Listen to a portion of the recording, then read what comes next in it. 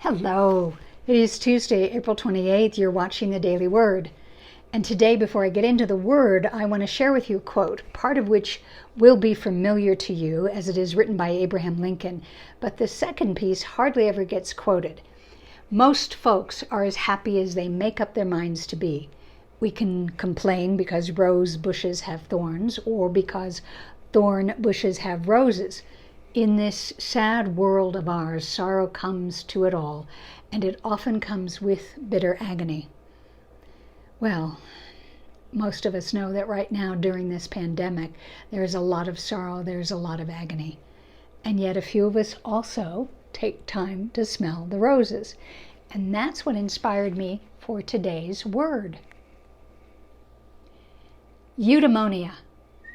Eudamonia. It is a Greek word meaning well-being and happiness, an indwelling spirit. And when I was looking through a catalog this morning at breakfast, there was a beautiful art plaque, and it said, "Today be as happy as a bird finding a French fry." And that just lifted my spirits. I felt suddenly happy, and I thought, oh my, I have been tempering how I've allowed my happiness during this containment. So today I want to talk about exactly that. There are many things that we are uncovering that are making us happy or laugh, smile, feel better about, that we've had the time to take notice. There are certainly things going on that when we notice are painful and difficult and sad. This is not to deny that. This is to say that if you're like me, you can find yourself having a good moment and then feeling guilty about it because you know there are people who are suffering. It reminds me of when I was a kid and I would be eating a meal and I'd finish up and my grandmother would say, "You can't leave that on your plate. There are starving children in," and you fill in the blank of which country to match which generation you came from.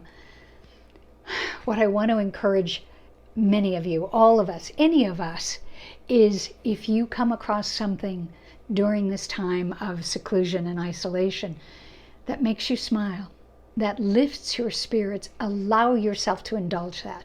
It doesn't take away from anything else or anyone else. Yes, you still have to pay attention to the world around you.